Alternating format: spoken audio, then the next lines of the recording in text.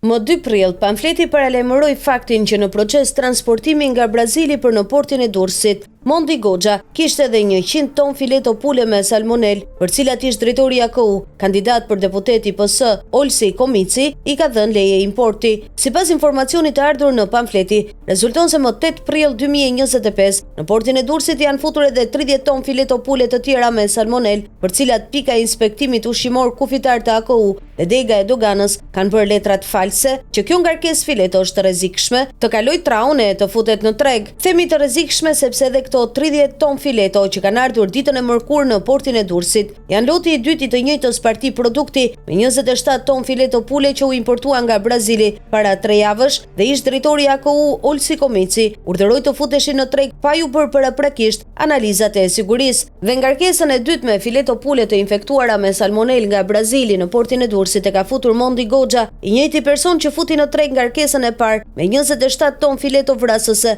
nëpërmjet kompanisë së tij AMG Food, e njohur si Dimal, me qendër në Kashar. Por këtë herë, për të fshehur gjurmët e krimit ushqimor, Mondi Goxha në bashkëpunim me shefat e doganës dhe inspektorët e AKU në portin e Durrësit ka falsifikuar dokumentet përfaqësuese tregtare porositëse dhe shoqëruese të importit të filetove. Ai ka hequr emrin e kompanisë AMG Food dhe ka zëvendësuar me emrin e kompanisë Mag